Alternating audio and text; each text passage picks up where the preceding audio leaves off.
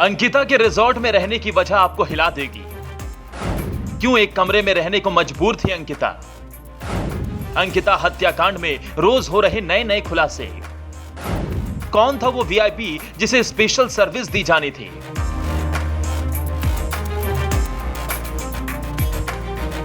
अंकिता हत्याकांड में रोज नए नए खुलासे हो रहे हैं। उत्तराखंड की बेटी की हत्या पर जनता का गुस्सा बरकरार है।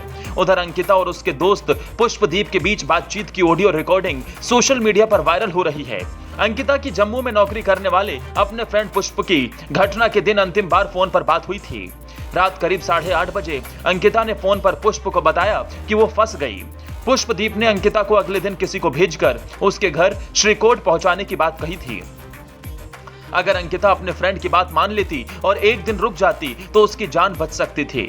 बताया यह भी जा रहा है कि घटना के दिन अंकिता की पुलकित आर्य और मैनेजर अंकित गुप्ता के साथ तीखी बहस हुई थी। अंकिता चीख रही थी, चिल्ला रही थी और रो भी रही थी। रिजॉर्ट के शेफ कर्मचारी इस झगड़े को सुन रहे थे, लेकिन कोई भी इसे रोकने की हिम्मत नहीं जुटा पाया। अंकिता के दोस्त पुष्पदीप ने फोन पर उससे कहा था कि वो किसी को भेजकर अगले दिन उसे घर छुड़वा देगा, लेकिन आरोपी अंकिता को जबरन गाड़ी में बैठाकर अपने साथ ले गए और बैराज में धक्का दे दिया। जानकारी के मुताबिक अंकिता का गांव रिजॉर्ट से करीब 150 किलोमीटर दूर था। ऐसे में घर से रिजॉर्ट रोज अप डाउन करना पॉसिबल नहीं था। इसी वजह से अंकिता रिजॉर्ट के ही एक कमरे में रह रही थी। उसका बैग और बाकी सामान भी इसी कमरे में था।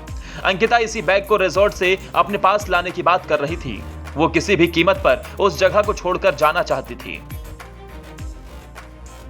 अंकिता ने रिजॉर्ट के रसोइये को फोन कर उसका बैग किसी दुकान तक लाने के लिए कहा था।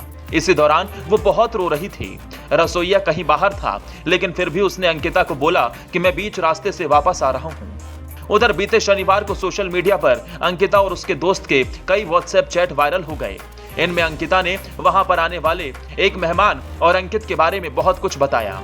उसने कई बार लिखा कि अब वो यहाँ काम नहीं करेगी। अंकित उससे बहुत से गलत काम करने को कहता है। अंकित उसे धमकाता था कि अगर उसने कस्टमर्स को मना किया तो यहाँ लड़ाई हो जाएगी। वो धमकी देता था कि उसे काम से निकाल देगा। चैट में दोस्त अंकिता को बार बार कॉल करने को कहता रहा, लेकिन वो मना करती रही। अंकिता ने कहा कि कॉल पर बात करूंगी तो आवाज आएगी, और अगर आवाज आई तो अंकित यहाँ आ जाएगा।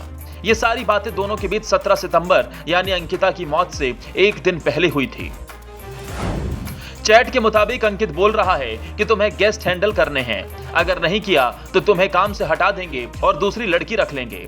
मंडे को वीआईपी गेस्ट आ रहे हैं और उन्हें एक्स्ट्रा सर्विस देनी है।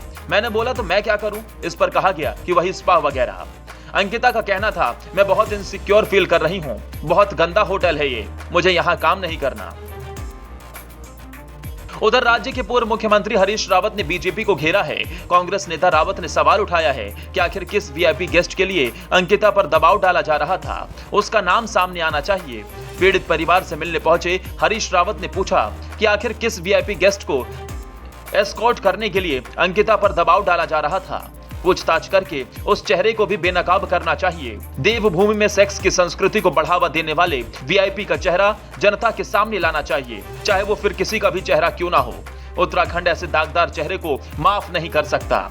अंकिता भंडारी की मां ने पुलिस प्रशासन पर बड़ा आरोप लगाया है। इस गम से बुरी तरह टूट चुकी मां का कहना है उसे आखिरी बार बेटी का चेहरा तक देखने नहीं दिया गया। रिजॉर्ट के मालिक पुलकित आर्य, मैनेजर सौरभ भास्कर और असिस्टेंट मैनेजर अंकित गुप्ता पर हत्या का आरोप है। कोर्ट ने तीनों आरोपियों को 14 दिनों की न्यायिक हिरासत में भेज दिया है।